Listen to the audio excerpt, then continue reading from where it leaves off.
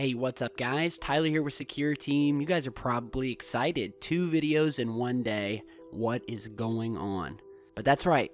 I'm back. I've got some new stuff to talk with you guys about. The first of which is this eruption that was captured as well as shot out into the direction and the camera system of the Rosetta probe that's orbiting this comet. Now, we've talked about this enigma, this comet, in past videos.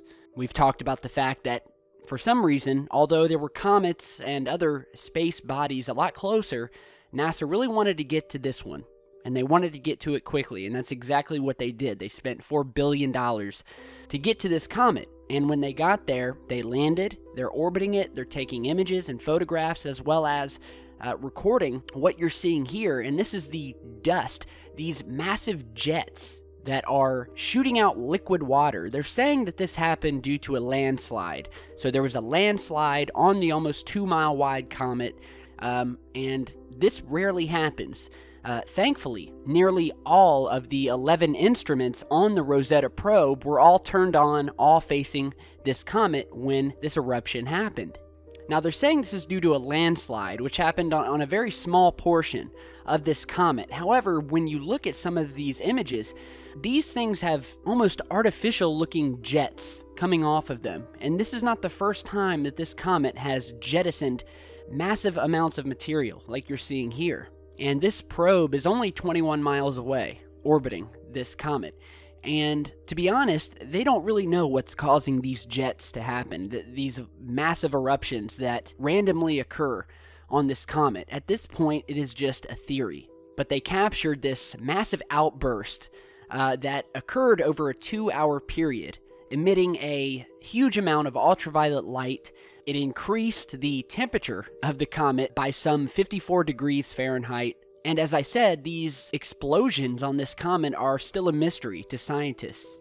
And again, look at the perfect alignment of these jets coming from this comet. This comet is very, very strange. We've done videos of it in the past, capturing the strange UFOs on the comet. You're seeing some images of these objects here. This is one of the main objects. It sort of looks like an octopus-shaped object. We found towers sticking up off of the surface of this thing. Strange aircraft-shaped objects like this one here. We featured this the other day in a video, and it's just a strange comet. The circumstances around us visiting this comet are also strange and sort of hush-hush, and it's almost like they're not telling us why they wanted to get there. But I know why. It's obvious. There's strange things on the surface. There's massive eruptions and artificially aligned jets along this thing that are in a perfect straight line. You know, they're not just randomly happening at different parts of the comet. And I definitely think there's something more to it. They don't spend $4 billion for no reason. So, awesome new footage that just came out. We'll post the link to this on the Rosetta probe's website down in the video description. And so now I want to talk about Proxima b, which, if you don't know yet, Proxima b is the name of that new alien Earth-like planet that they just found orbiting our closest neighboring star, which is Proxima Centauri. And there's a lot of talk right now as to whether there is life on this planet due to the fact that it is orbiting around this star in the habitable Goldilocks zone. However, if there were to be life on this planet, it would be a little bit different than it is here on Earth. First of all, Proxima b is tidally locked to its star, which means one side of the planet is constantly facing its star and the other side is in constant darkness. So you'd have one very hot side and one very cool side, to say the least.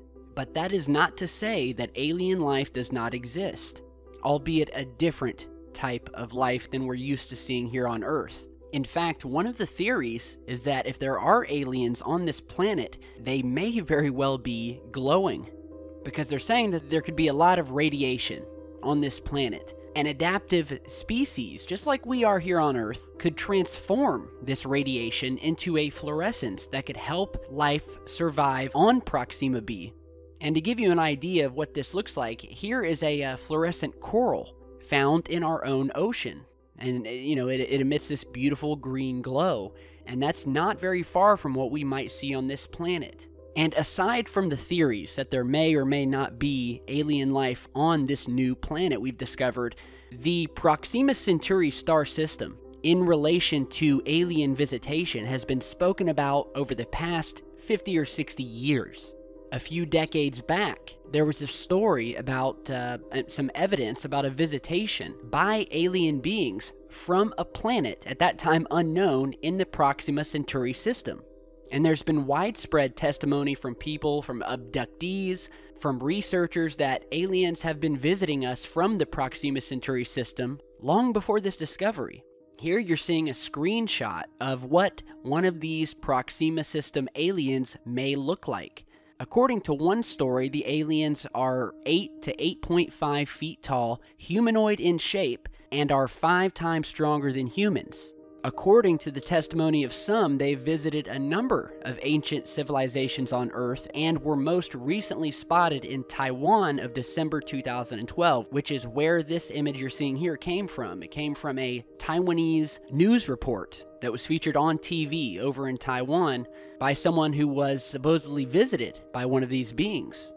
But that's not the only evidence that we've seen throughout history relating to aliens from the Proxima Centauri system.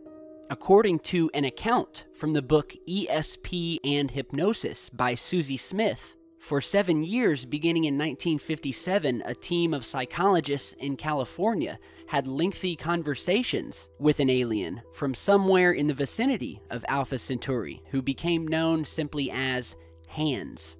Now, there's another book specifically about this alien that they called Hands, a 1976 publication that you can look up, see if you can get a copy of, where they discuss their research involving hypnosis and their many conversations with this being. In one part of the book, this alien being had revealed that it knew of and was in contact with the Xenos aliens from a planet around Proxima Centauri.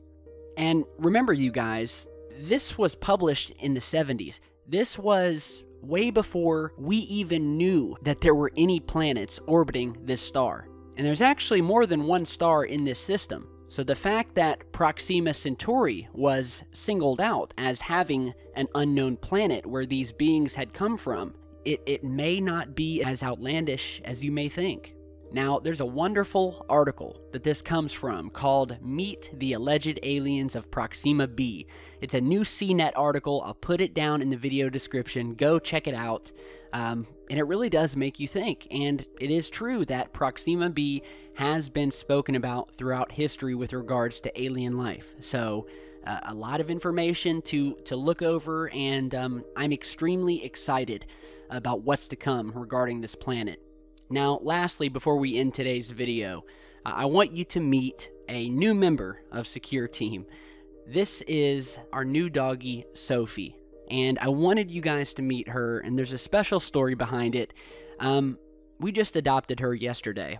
A friend of ours had called us up and said that a neighbor of hers had a dog, and that this dog was sick. It hadn't eaten for days. Apparently, these neighbors were not going to get this dog treatment, and were apparently going to take the dog, if she didn't start eating, and drop her off in the middle of nowhere somewhere and abandon her to die.